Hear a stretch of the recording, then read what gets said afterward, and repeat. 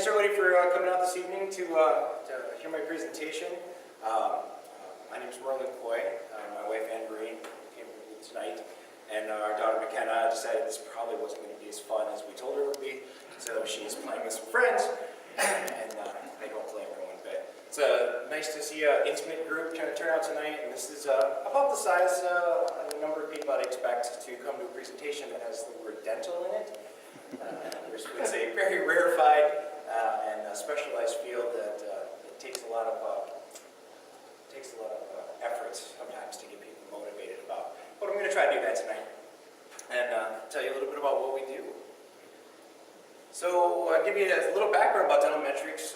Dental Metrics, we set out to be a small laboratory for one specific purpose. I have a background working in some corporate laboratories and large businesses, and you lose contact. You lose contact with who you're serving. You lose contact with the dentists that we're providing work for, and it's super important in the dental industry to keep those contacts close.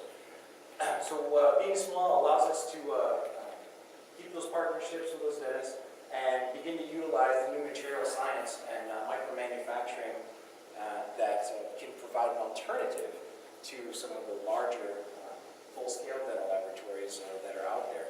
And when I say large, I'm talking enormous. There are laboratories in the world that do exactly what I do with as many as 3,000 employees in one building, running 24/7, non-stop, day in, day out. No breaks. Some of them are onshore, some of them are offshore, but they do exist. And we see a trend in the industry going that way. And we're going to talk a little bit about how we're combating that. So what we've got, we're a small laboratory. We started out with the idea of being crown and bridge. Crown and bridge was my specialty. That would be your single tooth restorations or large bridge work that you might have done. And we want to focus on metal-free restorations. Anybody in here have a crown and bridge in their mouth? Besides me? I got 3 of them. Made them all myself. First one, not so great. Other 2, spot on. If you've had the exhilarating experience of being in a dental office and having that done, chances are that you have some metal that was underneath of that crown or that bridge that you got in there.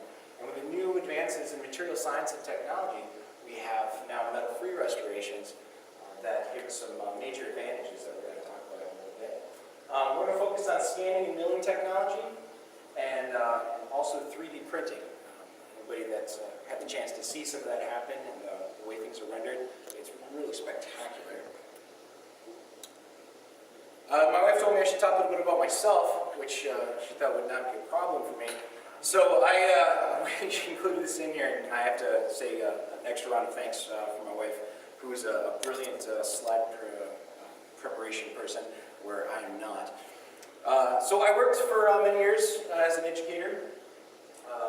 Moved around, worked in Michigan, worked in Washington State, did a year out in Hawaii. That was exciting for a kid from the rural north. And we relocated back to northern Michigan.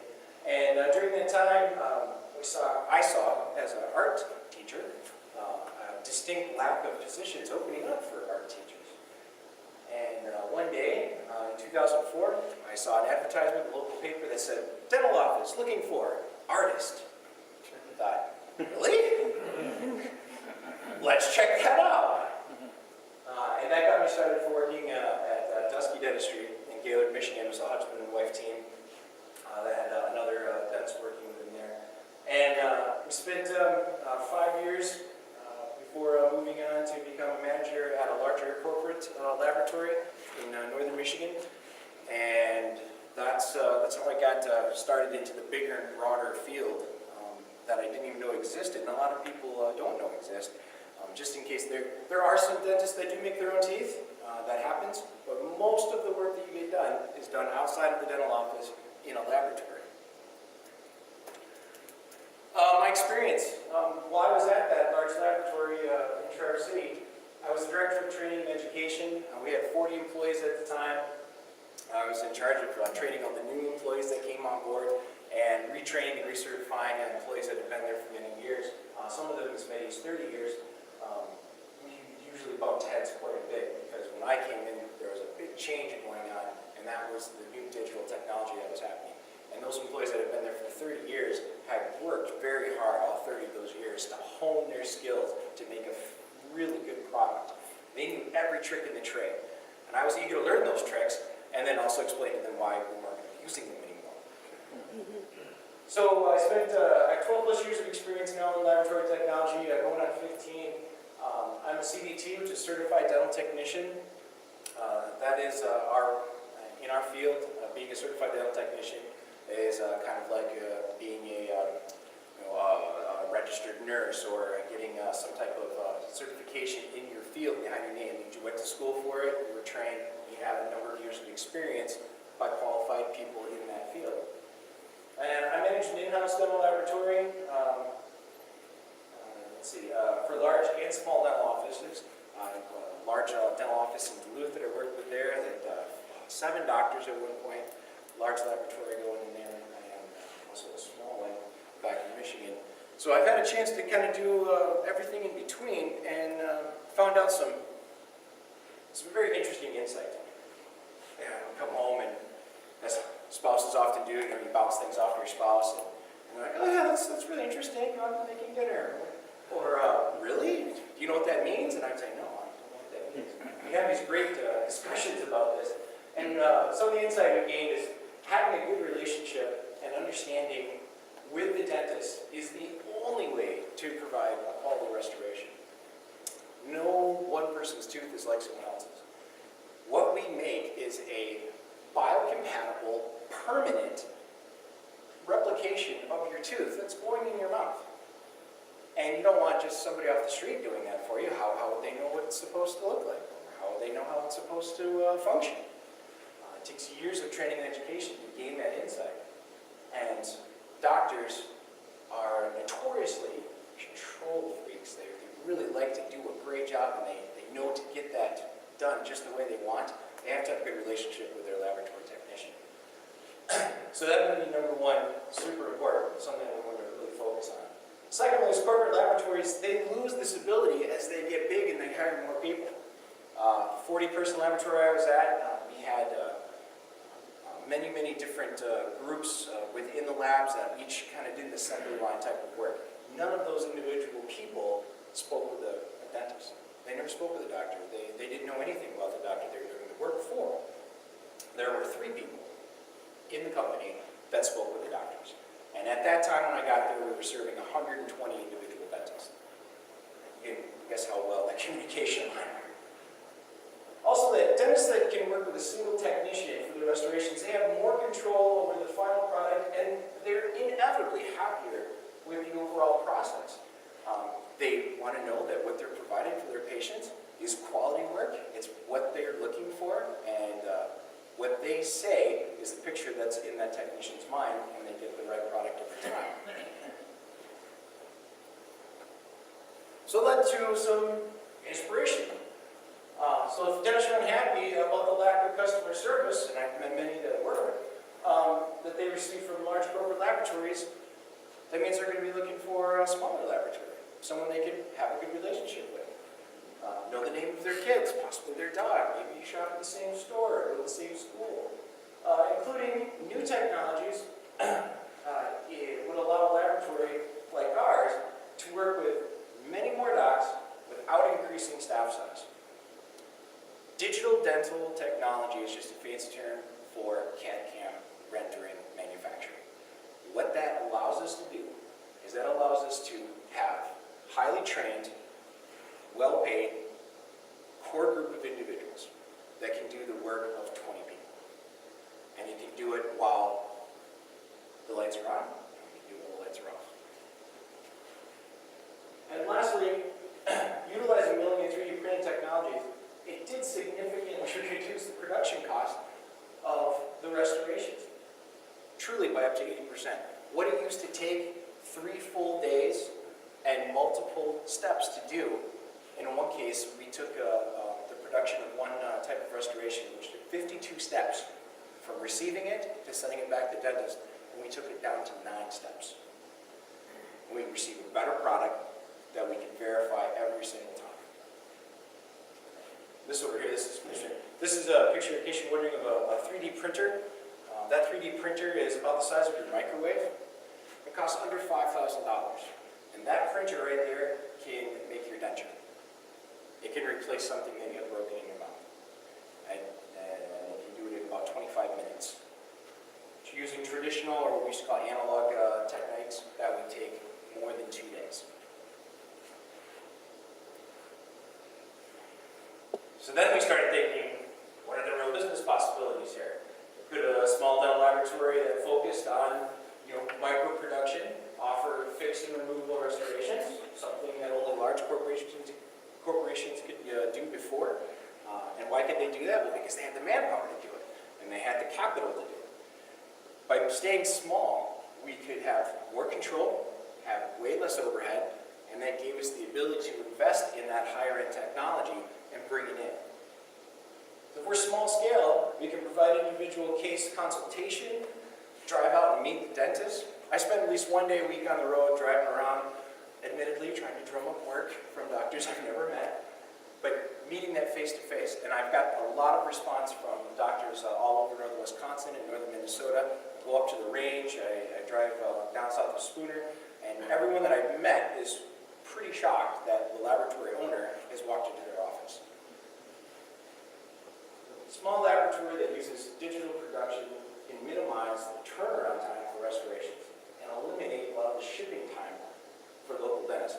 What I mean by turnaround time is that most doctors, dentists that are doing restorations, they take about 2 to 3 weeks. You come in, you get your crown cracked, and they say, hey, we'll see you in about 3 weeks. And it truly takes them about 3 weeks to get their restoration back. Our average turnaround time now to any doctor that sends us work into Iron River, including UPS shipping, is 7 days. We can fabricate a crown in 24 hours from start to finish, no problem.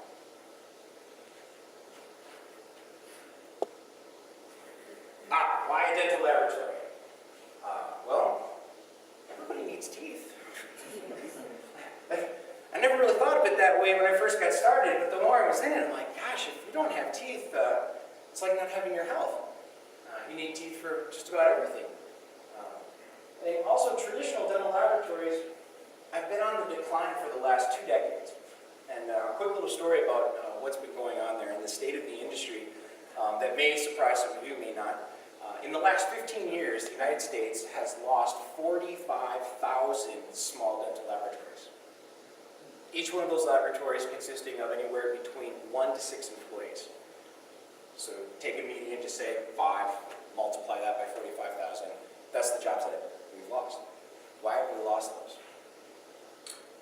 First of all, large corporate laboratories can offer much better, lower cost rates because of their buying power. Why do people shop at Walmart?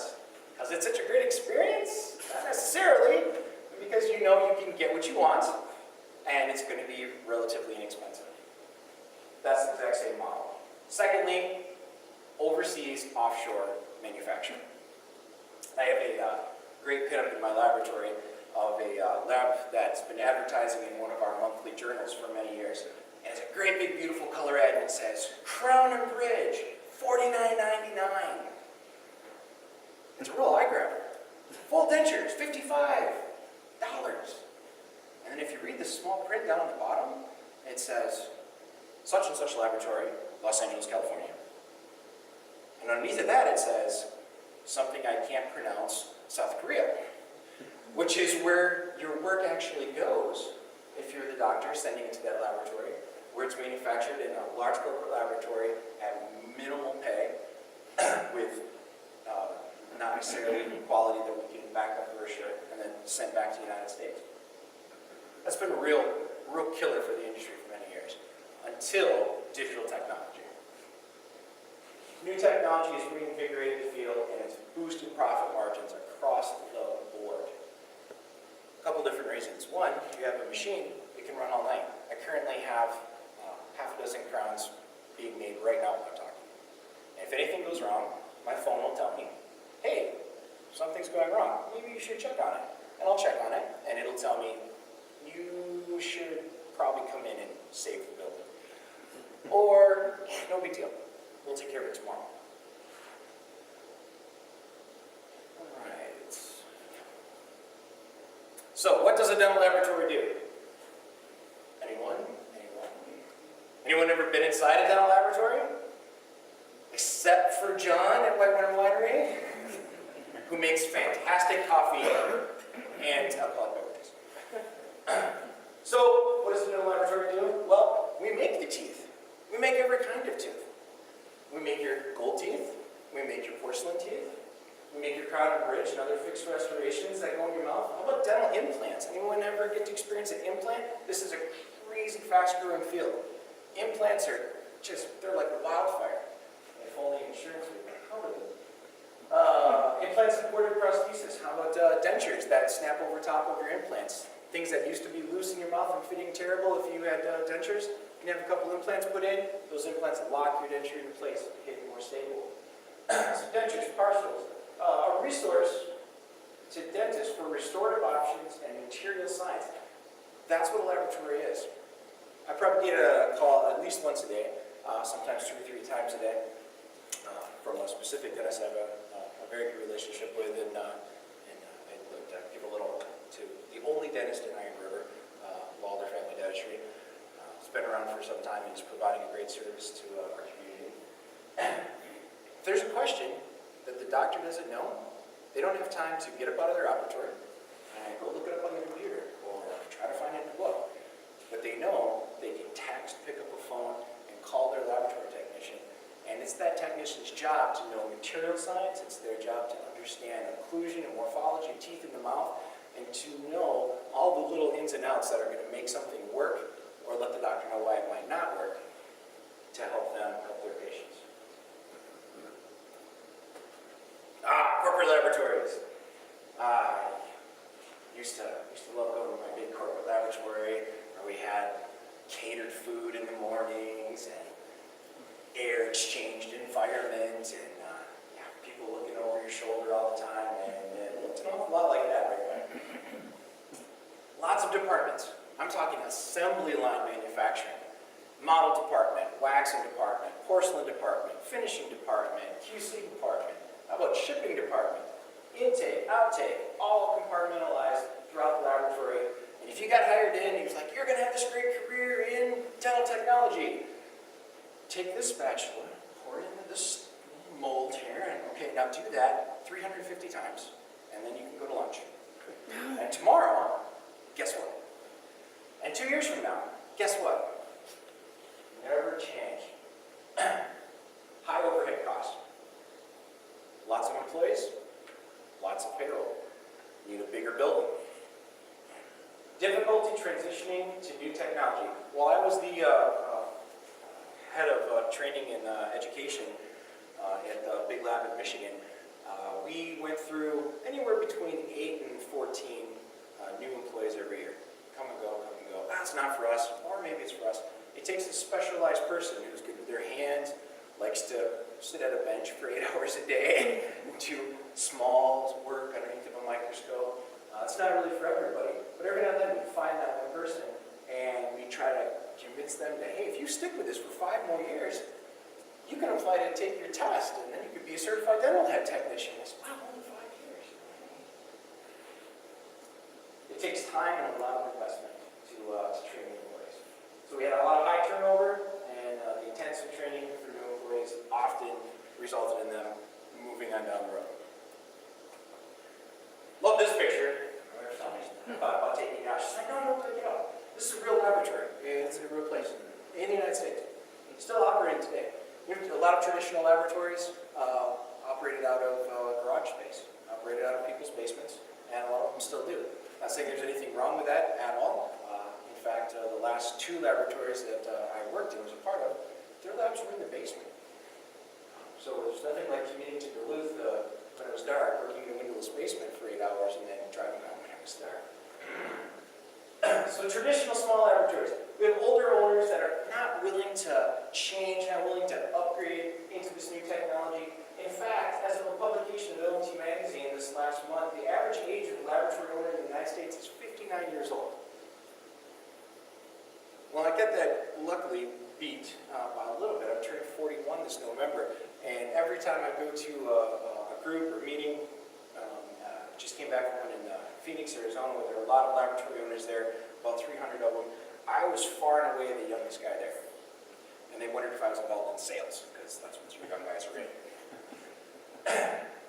Small laboratories are kind of difficult because they can usually only focus on one product line, because it's so labor intensive that it takes all your time just to work on one thing. So you would have a Crown & Bridge laboratory, or you would have a laboratory that did removables like dentures.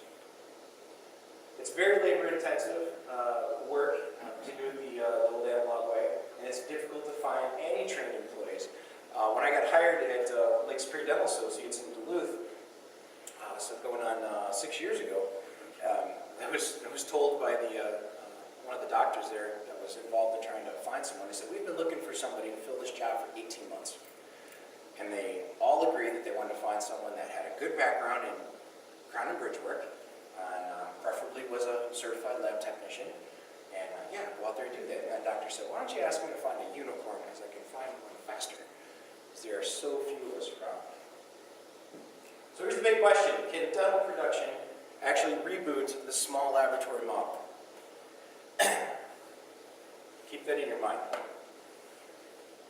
Let me tell you a little bit about dental technology. In the past. Well, gold is pretty old. We know that the Egyptians used gold crowns in their teeth over 4,000 years ago. Like 4,000 BC, so we're talking 6,000 years ago. There's a picture of someone that was found there, braided gold wire going through the teeth. That doesn't look painful at all. Shell is pretty swell because we know from archaeological digs that the ancient Mayan people replaced missing teeth with seashell. And the seashell, sometimes because of its high calcium content, would actually solidify into the socket, back into the bone, and would become rigid and work for the rest of their life. And my personal favorite, George Washington, right there, that he really didn't have wooden dentures. He was a little bit, I have no idea what just happened there. Oh, there we go. He was a little bit beyond that. He had this horrific amalgamation of wood, metal, and springs. 4 springs that could blow apart any time you pinch inside your mouth. So wood's pretty good because from medieval times all the way up through colonial times, people carved wooden dentures. This was a trade. Like, well, what do you do? I'm a blacksmith. I'm a potter. I'm a wood carver. What do you carve? Teeth? Really? Been doing it for thousands of years. And now we move on to our modern day materials. Dentistry likes to talk about what they call the gold standard. Everybody else like gold. Anybody? Gold crown? Gold crown? Right? Put it in your will. I'm sure your kids get. Typical gold crown uses today a value of about $300 just in the production of that gold. All right? A dental alloy gold is a mixture of pure gold, platinum, palladium, and silver. And we have what's called porcelain fused to metal. And that would be a gold-like metal. That was a substructure that porcelain was carefully hand-stacked in liquid form on top of, brush after brush after brush, fired in oven, brought out, stacked again, fired in oven, brought out, stacked again, ground down, worked down, all day. And then finally, you'd be like, yeah, I finally got something that looks a lot like a tooth. And now we're moving to the all-ceramic era. No metal substructures whatsoever, and of course composites. Composites being a lot of the tooth-colored restorations that you can get instead of a silver film. Cutting-edge material science. Using a mill and 3D printed materials, and those materials today include zirconia. And if zirconia sounds kind of familiar to anybody, it's because if you don't have a real diamond, you have a cubit zirconia. Right? Titanium, the metal of choice for large span bridges, implant restorations. Very light, very biocompatible, very strong. Interestingly enough, and I'm not a chemist like my wife is, but I understand that if you look at the periodic table, zirconia and titanium are right next to each other. And lithium disilicate. Lithium disilicate is a replacement for porcelain. It looks a lot like porcelain, but it behaves in a much stronger fashion, and it gives a lot more tooth vitality. This is a picture of a small tabletop milling machine. In fact, it's very close to the milling machine that I have in the laboratory. Operates on a 5-axis, and basically that means that it can make absolutely anything we tell it to make. It mills this round puck that you see here on the left. This is the standard size puck in the industry today. You can see all these teeth here that are milled up. If you count them up, I think there's 22 teeth right there on that one puck. That puck is 98 millimeters across and up to 30 millimeters deep. The standard is about 16 millimeters. Feeds into the machine, and the machine then goes and mills out all those crowns. We then cut them out, fit them, send them through a sintering furnace, and they're ready to go. Digital production. So, scanning technology. Anybody seen a digital scanner? 3D rendering scanner? Anybody here that's working in the field, manufacturing that uses this? This is some fantastic stuff. This is a screenshot of the actual 3D software that I use. When I'm building a tooth, and this is a tooth that I actually built, it looks exactly like that. This is what I'm seeing. This is a picture digitally rendered in the inside of the patient's mouth, and the white crown in the middle is the one that I'm making and modifying on screen in real time, so that when I get it just the way I want it, save it, and send it to the mill. Milling technology removes most of the labor-intensive steps. We used to have to do so many steps to make a crown, and you had to have so much different material and different tools and different locations, and you'd move around the laboratory from this site to this site to this site, and then if you were lucky at the end of the day, you were almost done. Now I can get a file or sent into the laboratory on our fantastic high-speed internet that we have at Hamilton River. Thank you, Movado. It comes in, I can design the crown, 20 minutes. Have it milled, 10 minutes.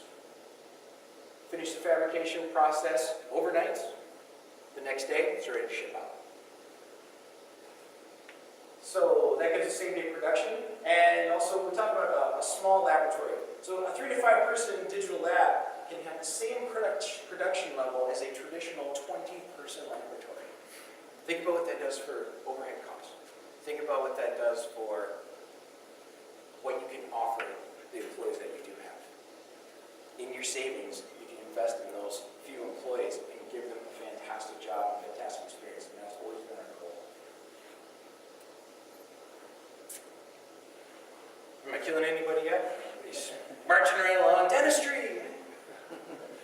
Digital workflow. Trust me, if you were all dentists sitting out here right now, some of you would be asleep. Digital workflow. This picture over here on the right, this laptop, this is a handheld scanner. If you're lucky enough to have a dentist that you see or work with in your area that has one of these, instead of taking that nifty goop and putting it in a tray and shoving it in your mouth and you start to gag on it, they don't have to do that anymore. All right? They can use this intraoral scanner, and they can scan your teeth very quickly, takes thousands of pictures, meshes them all together, and you get a finished product in just about a minute. They can then take that file, email it to me, and we can begin work instantaneously. Chairside scanning in the dental office. Digital files received by the laboratory. We get that in from the doctor, and then we do the CAD design. CAD standing for computer-aided design. That's what we showed in the last video. And then the CAM and milling, computer-aided milling. And then quality control and shipment. I can't stress enough how liberating it has been to be able to do and not worry about, do all my own quality control. Not worry about my work that I blood, sweat, and tears over for hours and hours, leaving my hand and going to someone else and then being under their scrutiny. And if they said, I don't like this, they had the power to change it. And then it would get mailed off because they were quality control. That's that control there, really. I'm on that control. There's an artist, who's trained as an artist. I made this thing, it's my baby. This allows us to do that. So what are some of the benefits that we get out of digital restorations? Well, this has been proven in the industry over the last decade as digital has been taking over, is that digital restorations are more accurate. For two very important reasons. First of all, every step of the way in the old style of creating a crown bridge restoration incorporated a new type of material. You used a polyvinyl material to take impressions. You used a gypsum-based material to pour into that depression. There are expansion ratios. What's the humidity in your laboratory? What's the temperature in your laboratory? How long has it been since you poured that model? Did the model get wet again? We worry about a lot of different inevitables that would come into play. Digital restorations that we focus with non-metallic, they're highly biocompatible. They have an increased strength over traditional materials. Just to give you an idea, and some of you will understand when I say this, and some of it might not make a lot of sense, but I'll try to give you a good analogy. A traditional porcelain fused to metal crown, which is your metal substructure with porcelain on top. It's measured in strength by what they call megapascals. That's how much shear strength, compression strength it takes to shatter that thing. A porcelain fused to metal crown, 250 megapascals. Okay? A new zirconia crown, milled out of the mill and sent overnight, 1,260 megapascals of shear strength. Huge multiple of all. We can make them today so that they're highly aesthetic. We don't have to mask that metal underneath. Instead, we just have a porcelain look underneath of it, and we can layer on top of that to make it highly aesthetic. And of course, the rapid turnaround times. All very beneficial for the patients and the dentists that we serve. So we're lowering material costs because we're getting rid of a lot of the metal. Metal is expensive. It doesn't exactly come from up the shore. Right? Metal's being fabricated into an alloy at different places around the country. We get that metal shipped into our country, from out of country. There's massive market swings. Every day, the price of gold changes up, changes down, right to the minute. We got rid of all that. It's much less labor intensive. And my personal favorite, I'm working right now. Lights out manufacturing. I know it's been a buzzword, some of you have heard it before. I can't say enough great stuff about it. It makes it so I don't have to go in and work on the weekends, unless I really want. Digital scans allow for dentist and laboratory to discuss case materials in real time. It used to be that the doctor would take that impression, and the majority still do, and would send it to the laboratory. We'd pour up the stone, and it would take half the day before it got in front of somebody that knew what they were looking at, and they're like, oh, this is going to be a problem. Now they have to try to call the dentist. They have to try to talk to them and explain why it's going to be a problem or what we should do.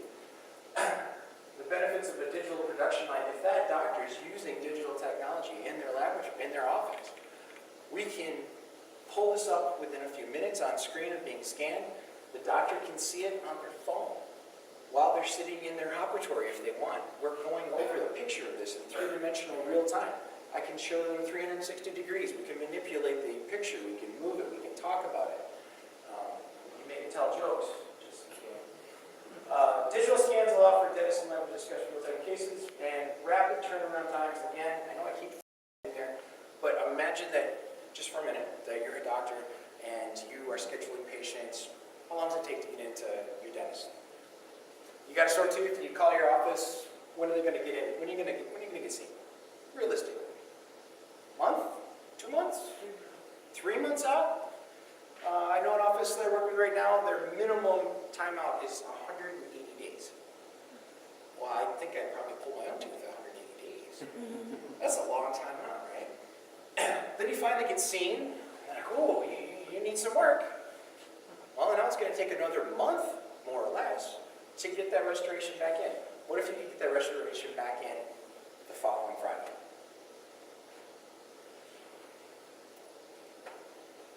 My personal favorite, the whole presentation. Why Northern Wisconsin? Because it smells so good. Northern Wisconsin, Bayfield County in particular. Admittedly, we landed here because of my wife's fantastic job and really love the area after coming here many times over the years. But it turns out that Bayfield County's got one of the highest aging populations on the increase in Wisconsin. More retirees, more people coming here in the summertime, enjoying their homes. Northern Wisconsin and northern Minnesota is what we refer to in the industry as a dental desert. Anybody heard of a food desert? Like, there's nowhere to go buy your food. You got to drive all the way to Superior or Ashland. Of course, we're near Ashland now, but let's say you're not. Let's say you're in Port Wayne. You're going to go to Johnson's store, find a couple things. Well, a dental desert is exactly what we have up here. We have a communities and areas with rural populations that are underserved because we don't have enough dentists. And the dentists that we do have are working longer hours, taking in more patients, and it's a lot longer to get in to see them. And they don't have anywhere locally to send their work like they used to. The options are shrinking every year. So many dentists have invested in scanning technology, which is great. And we have practices in northern Wisconsin and northern Minnesota that have done that, and it's a joy to work with them. But they didn't feel, or they often don't feel, that they have anywhere to send their work, locally. If you have a digital file, where can you send that? South Korea? Sure. Mexico? Absolutely. Thailand? Yes. California? That's a big one. You can send it anywhere that you want. Well, wouldn't it be great to be able to send it just down the road? So here's our business model. 54 bulletin point. Provide high quality and affordable restorations. Offer a local source for consult and restorative options for our dentists. Create employment opportunities in a high-tech environment. I never really thought I'd be saying this because I was an artist, and what does tech have to do with being an artist? I found out as I went along that things change. This industry's changed a lot, and I just happened to get involved in it when it was changing the most. And it's changing for the better, and you still have to be an artist. You still get to apply your trade, but you get to use a computer.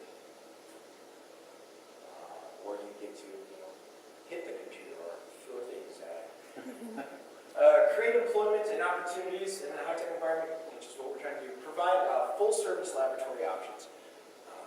It had always been the intention when we started this venture that we were going to become a full-service laboratory. That means we would do everything from crown and bridge to dentures. We started out just with crown and bridge, and we thought 2 to 3 years, we'll build up our name, our clientele, our base, we'd offer that.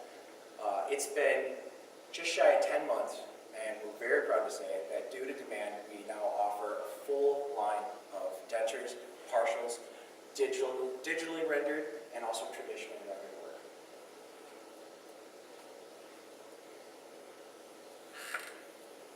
We also provide increased restoration quality and fit using our digital production methods. We talked a little bit about there. This is a really big one, partnerships. I really thought when I started that I could do this all myself. I had the training, I had the background, I had the smarts, I got the drive. I'll work all weekend, I'll work half the night, I don't care. I'll get in trouble at home, but I'll make it work. And I learned really quick that that was impossible. And the more people I talk to in the industry that are trying to do what I'm doing, using digital technology, have told me over and over again, until it finally sunk in, that you can't go alone. It's too big. Too many doctors, too many options. You can't be everything to everyone. Pick what you're good at. Focus on that thing. And when you need to outsource, don't be afraid to do it. We outsource to 3 different laboratories across the country. One of them is out of La Crosse, Wisconsin. Another one that I use in Phoenix, Arizona, and another one that we use in Boston. The one in Phoenix specializes in digital restorations of dentures. They actually mill your denture out of a single block of material. One in Boston focuses solely on implant restorations. They can mill metal day in and day out, and they're at the top of the world at what they do. And the laboratory that I use in Wisconsin has been 35 years going strong as a family-owned and family-based laboratory that focuses just on partial denture restorations. They cast all the metal, so I don't have to. Partnerships with those laboratories, you just can't do everything on site. Gold and metal frameworks. This is great. All the gold crowns that I made now for people are milled out of a machine. They're not even cast anymore. I design it, I send it to the company, and the company just mills it right out of gold. They're one of the only companies that does this, and the way that they can do it, they use the same machine I have. And they use the same type of puck that I use, made of solid gold. Which is pretty cool. And just down the hallway from them, every day, they take all of their leftovers, and they walk it down the hallway, and they drop it off. And at the end of that hallway is where the rest of their family works, where they remelt and create a new puck out of the exact same material. They have 0 metal loss. They even have vacuum systems running dust out of the filters, and they just keep making the gold. We provide a rapid turnaround time, fastest that I believe that you can find anywhere. And we provide chairside assistance and rush services as needed.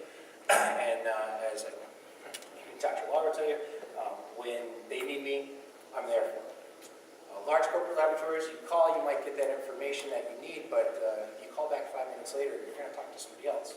If you call back the next day, you're going to talk to somebody else. And more often than not, they ask you like you're walking through the co-op, what's your co-op number? What's your doctor's number? Your number. They don't know anything about you, other than how many units you make every year.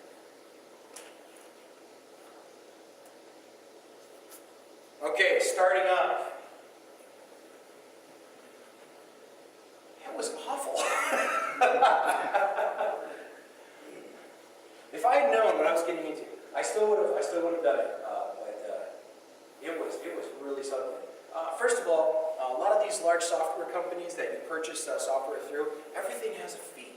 And they're hidden, and some are not hidden, and some are one time, but you better ask because some of them are reoccurring, especially licensing fees.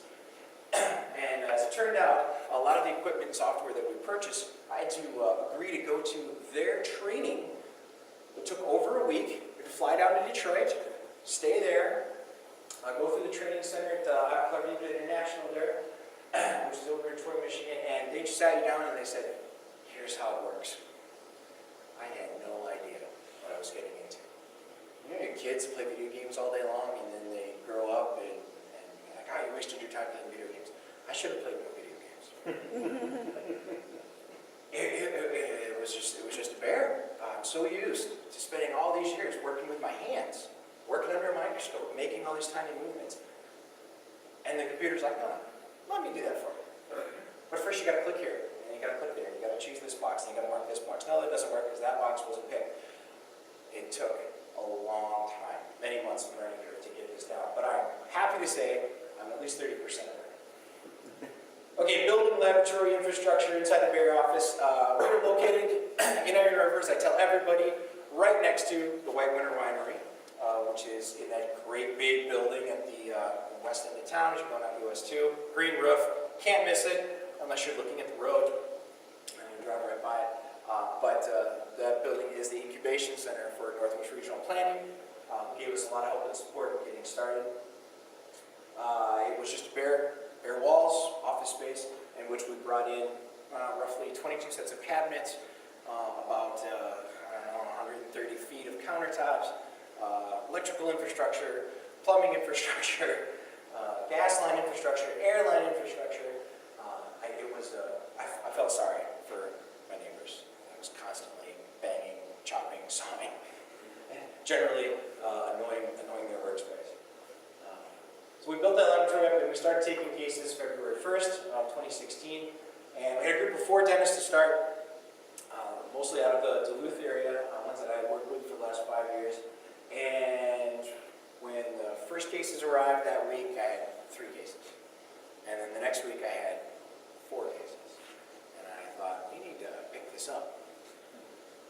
It's exactly what we've been able to do. And they basically Crown Bridge work all the way across. Challenges. We want to guess to the insane challenges. Who gets to deal with software every day? This is what you do for a living. I am so sorry, sir.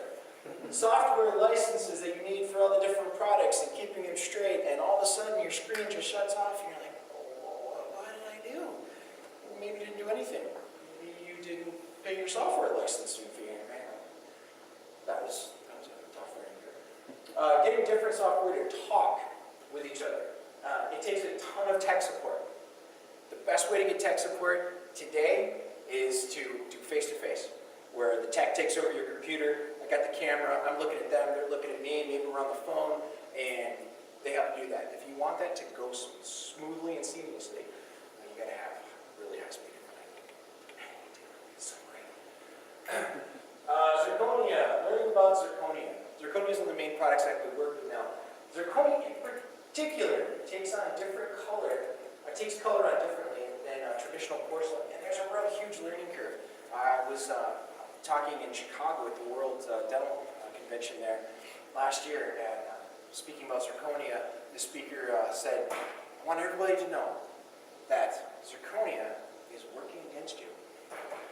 It wants you to fail. And I can honestly say, the speaker said, he was the president of a zirconia company, that it's more art than science.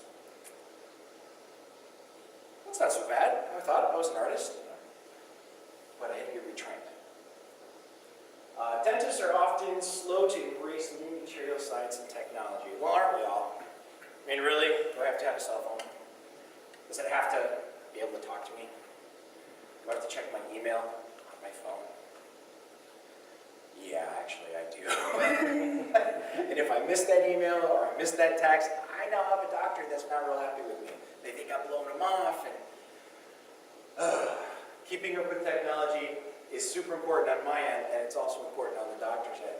A lot of doctors, they don't have time to do this. I have patients. I'm going to see them right now.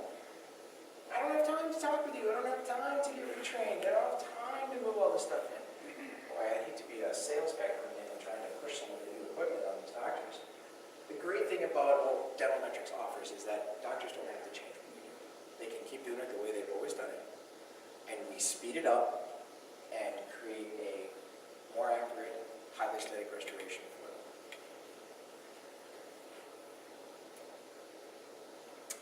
So I'd love to tell you some of the things that are working.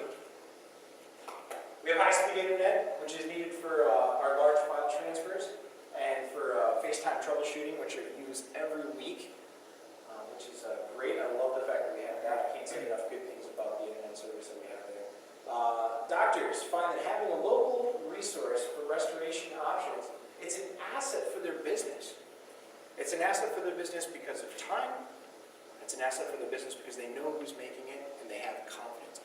Building confidence and trust is intimately important and integral to what we do. And it's been working really well. Building partnerships with other laboratories so that we can capitalize on low-cost production of specialty items.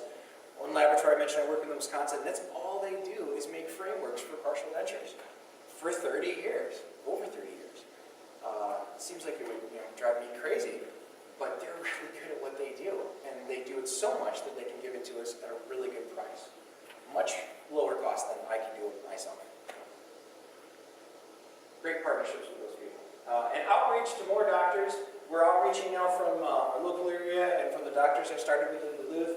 We're with doctors down by Hayward, over in Superior, here in Ashland, the Lakes Clinics, doctors in Duluth, doctors up in the range by Hibbing, and we're spreading out and we're branching out to exceed our expectations. It's been great. We've expanded the laboratory, so now we're full service. That only happened 2 years faster than we originally planned. We doubled the number of dentists that we serve in 10 months. That was very exciting.